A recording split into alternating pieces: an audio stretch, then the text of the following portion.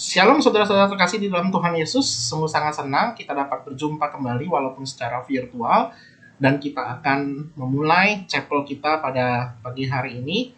Sebelum kita memulai chapel, mari kita berdoa terlebih dahulu. Mari kita berdoa. Tuhan Yesus, kiranya Engkau yang boleh dapat menolong untuk jalannya chapel pada pagi hari ini ya Tuhan. Agar kami boleh dapat memuji Tuhan, agar kami boleh dapat mendengarkan firman-Mu. Kiranya setiap apa yang kami lakukan ya Tuhan, baik ketika kami memuji Tuhan ataupun mendengarkan firman Tuhan, itu sungguh-sungguh boleh menjadi berkat di dalam kehidupan kami. Terima kasih Tuhan, kami siap untuk memulai chapel kami pada pagi hari ini. Di dalam nama Tuhan Yesus Kristus kami berdoa. Amin. Kita akan menaikkan pujian dan kita akan bernyanyi bersama dengan dibantu oleh video berikut ini.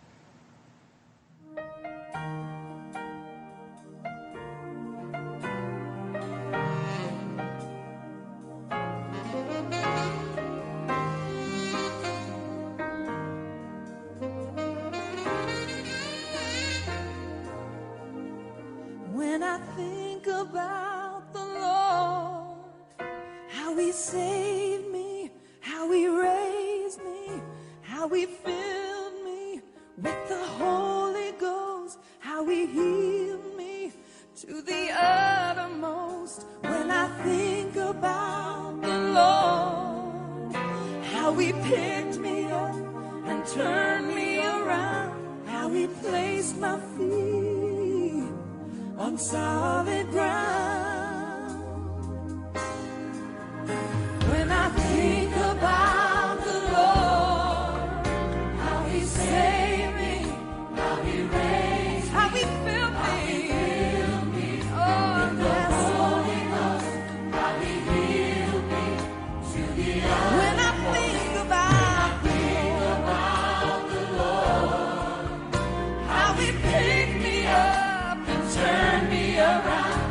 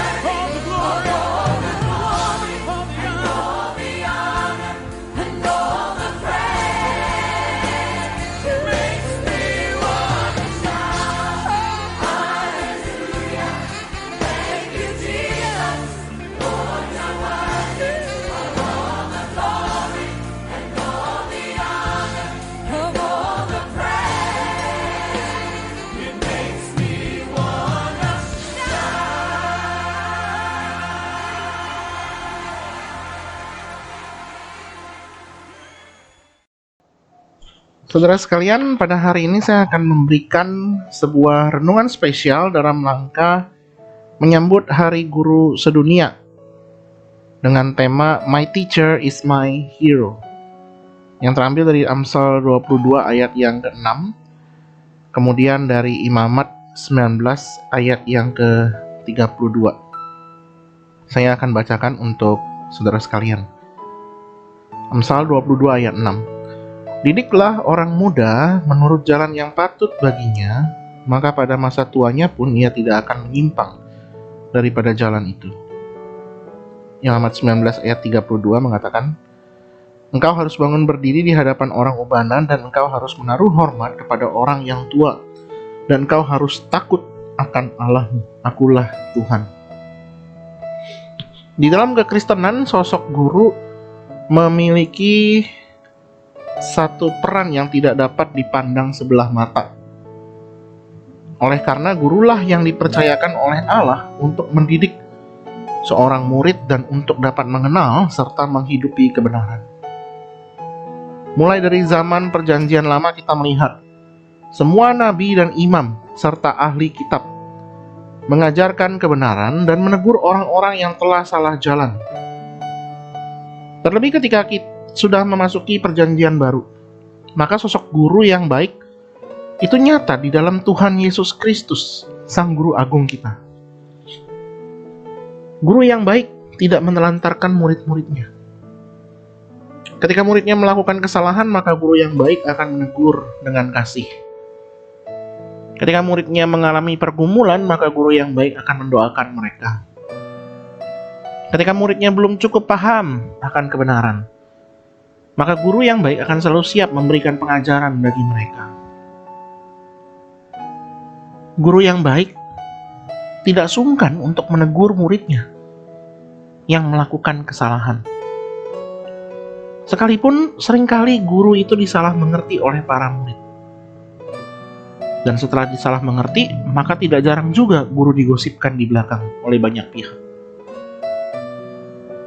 Maka tidaklah berlebihan ketika saya mengatakan bahwa menjadi guru tidaklah mudah. Seringkali jalan yang harus ditempuh oleh guru itu adalah terjal dan berbahaya. Belum lagi apabila seorang guru memiliki permasalahan di dalam keluarganya. Mungkin relasi dengan orang tua, pasangan, anak, atau pergumulan lain di area finansial ataupun kesehatan mereka. Namun guru harus dituntut untuk mengenakan senyuman, baik kepada atasan mereka ataupun kepada murid serta orang tua. Di luar mereka boleh nampak berbahagia, tetapi sebenarnya mungkin di antara guru-guru yang tersenyum, hati mereka itu sedang menangis. Namun bukan berarti ketika saya mengatakan hal ini, lantas meniadakan tentang tanggung jawab guru. Apalagi kalau kita melihat kenyataan di dunia ini, ada banyak sekali guru-guru yang menjadi penyesat. Tujuan mereka hanyalah memikirkan mengenai urusan perut mereka saja, dan tidak segan-segan untuk memelintir kebenaran firman Tuhan agar tujuannya tercapai. Karena itu Tuhan Yesus dengan keras menegur orang-orang Farisi dan para ahli Taurat mengenai kemunafikan mereka, di mana mereka statusnya adalah sebagai pengajar umat pada masa itu. Teguran yang diberikan oleh Tuhan Yesus kepada para pengajar pada saat itu adalah tentang, yang pertama, tentang kemunafikan, keserakahan, dan sikap orang Farisi yang menjadi batu sandungan, tercatat di Matius 23 ayat 1 sampai dengan 36. Dan yang kedua, mendapatkan penghukuman yang berat apabila memberikan pengajaran sesat, yaitu di Matius 18 ayat yang ke-6. Oleh sebab itu, menjalani panggilan sebagai guru haruslah disertai dengan hati yang murni. Di dalam kitab Yakobus pasal yang ketiga ayat yang pertama mengatakan, Saudara-saudaraku, janganlah banyak orang di antara kamu mau menjadi guru. Sebab kita tahu bahwa sebagai guru kita akan dihakimi menurut ukuran yang lebih berat. Yesus sendiri pun di dalam perjanjian baru sering dipanggil oleh banyak orang dengan sebutan guru. Kata guru itu sebenarnya berasal dari bahasa Yunani, yaitu rabi. Penggunaan kata rabi sendiri muncul pertama kali di dalam Mishnah, yaitu Taurat yang diperkatakan turun-temurun. Maka dari itu tugas rabi atau guru pada zaman perjanjian lama adalah mengajarkan Taurat atau hukum Tuhan kepada bangsa Israel. Tercatat di dalam Ulangan 6 ayat 4 sampai dengan yang ke-7. Mengatakan, dengarlah hai orang Israel, Tuhan itu Allah kita, Tuhan itu Esa. Kasihilah Tuhan Allahmu dengan segenap hatimu, dan dengan segenap jiwamu, dan dengan segenap kekuatanmu. Apa yang kuperintahkan kepadamu pada hari ini haruslah engkau perhatikan. Haruslah engkau mengajarkannya berulang-ulang kepada anak-anakmu, dan membicarakannya apabila engkau duduk di rumahmu, apabila engkau sedang dalam perjalanan, apabila engkau berbaring, dan apabila engkau bangun. Yesus sendiri pun sangat bertentangan terhadap orang Farisi dan ahli Taurat yang menyelewengkan firman Allah. Buktinya ada di dalam percakapan Matius 15 ayat 1 sampai dengan yang ketiga. Kemudian datanglah beberapa orang Farisi dan ahli Taurat dari Yerusalem kepada Yesus dan berkata, "Mengapa murid-muridmu melanggar adat istiadat nenek moyang kita? Mereka tidak membasuh tangan sebelum makan." Tetapi jawab Yesus kepada mereka, "Mengapa kamu pun melanggar perintah Allah demi adat istiadat nenek moyangmu?" Inilah sebabnya Yesus sangat marah terhadap pengajar-pengajar yang mengubah firman Tuhan dengan sembarangan dan memberikan makna yang lain sehingga orang menjauh dari Tuhan. Saudara-saudara terkasih, guru memang layak untuk mendapatkan penghormatan. Tetapi hanya guru yang hatinya terpaut kepada Allah dan yang mengajarkan kebenaran Allah. Memang di dalam Alkitab seorang guru dan hamba Tuhan itu tidak terpisahkan. Tetapi lambat laun seiring dengan perubahan zaman, guru dan hamba Tuhan itu menjadi terpisah. Hamba Tuhan memang bertugas mengajar selayaknya guru. Tetapi pada zaman sekarang cukup banyak guru yang tidak menjadi teladan yang benar.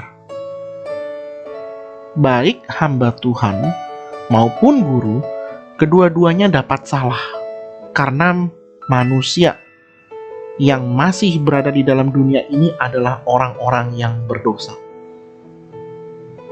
Maka dari itu seorang guru ataupun hamba Tuhan perlu memiliki kesediaan hati yang terbuka untuk menerima teguran ataupun koreksi dari banyak orang. Adalah orang yang sesat yang mengatakan bahwa pemimpin tidak boleh dikoreksi. Orang yang mengatakan pemimpin tidak boleh dikoreksi dan semua orang yang ada di bawah pemimpin itu harus tunduk seperti budak adalah selayaknya seperti orang-orang Farisi dan ahli Taurat yang menyelewengkan firman Tuhan. Semua manusia itu harus tunduk di bawah kaki Tuhan, harus berlutut di bawah kaki Yesus, bukan kaki manusia. Sama seperti Sadrak, Mesak, Abednego ataupun Mordekai. Ketika kaki seorang manusia yang hatinya sudah terpaut kepada Allah dan dia menggunakan kakinya untuk berlutut untuk Allah, ia tidak akan sudi lagi untuk berlutut di bawah kaki manusia. Saudara-saudara, saya pun dulu juga pernah muda. Saya banyak sekali merasakan pengalaman bahwa guru adalah seperti musuh. Merasa berbuat seenaknya kepada murid. Tetapi semakin seiring bertambah usia, saya semakin belajar bahwa guru pun harus kita doakan. Sebelum kita menegur orang tersebut adalah sebaiknya kita mendoakannya terlebih dahulu. Kemudian bagi guru-guru yang telah hidup di jalan Tuhan dan memberikan teladan yang baik, maka dari itu saya menghimbau kepada para murid, ucapkanlah terima kasih kepada guru kalian. Setidaknya berikan 1 atau 2 kata positif bagi guru kalian. Hal itu sangat berarti bagi guru-guru yang selama ini sudah berjuang dengan sepenuh hati untuk kalian. Pesan saya untuk semua guru yang mendengarkan renungan firman Tuhan hari ini. Sebelum mendidik, terimalah didikan dari Tuhan dengan hati yang sukacita. Dan teruslah menjadi saksi Kristus kemanapun engkau melangkah. Saya sangat suka dengan perkataan Pendeta Stephen Tong kepada semua hamba Tuhan, dan saya mau menyampaikan ini juga kepada guru-guru. Kalau kamu melayani di tempat yang tidak enak, banyak orang yang sulit, banyak orang yang menyebalkan, kamu diperbudak, kamu diperas, tetapi kamu tidak mendapatkan juga penghargaan yang setimpal. Jangan keluar. Ketika kamu sadar bahwa di dalam kesulitan pun saya masih mau terus lanjut untuk melayani Tuhan, disitulah sebenarnya kamu baru melayani Tuhan. Saya sadar memang tidak semua orang dipanggil oleh Tuhan, sekalipun profesi mereka itu adalah hamba Tuhan ataupun guru, tetapi kenyataannya di dalam lubuk hati mereka ada yang masih menjadi hamba dosa. Namun bagi setiap orang yang sungguh-sungguh mencintai Tuhan Yesus dari lubuk hatinya yang paling dalam, saya ingin mengatakan begini: berjuanglah terus untuk Tuhan. Jangan menyerah oleh karena keadaan. Tidak ada pelayanan yang enak. Kalau ada pelayanan yang enak, itu namanya bukan pelayanan. Itu pekerjaan duniawi. Teruslah berjuang bagi Tuhan sampai kita bertemu dengan Tuhan Yesus di surga. Kiranya renungan pada hari ini boleh dapat menjadi berkat bagi kita sekalian. Mari kita berdoa. Tuhan Yesus, kami sungguh mengucap syukur ya Tuhan untuk renungan singkat pada hari ini. Kami berterima kasih ya Tuhan karena Tuhan mengajarkan kami, Tuhan mendidik kami, dan Tuhan yang selalu dengan setia menolong kami ya Tuhan. Dan kami bersyukur ya Tuhan untuk setiap guru-guru yang telah Tuhan tempatkan di sekolah Kristen Kalam Kudus. Mari Tuhan, kiranya Engkau yang boleh pimpin dan tolong mereka ya Tuhan, baik di dalam kesulitan, baik di dalam kesesakan, pergumulan, ataupun cita-cita yang mereka rindukan ke depan. Mari Tuhan, kiranya Engkau yang menjawab setiap doa-doa dari para guru sesuai dengan waktu Tuhan yang terbaik. Kiranya Engkau juga selalu memurnikan hati setiap guru agar boleh melayani dengan hati yang tulus dan boleh menjadi berkat, menjadi teladan, menjadi saksi Kristus, dan boleh memuridkan dan mendidik setiap anak-anak murid yang ada di sekolah Kristen Kalam Kudus ini. Terima kasih Tuhan untuk renungan pada hari ini. Di dalam nama Tuhan Yesus, hamba-Mu berdoa. Amin.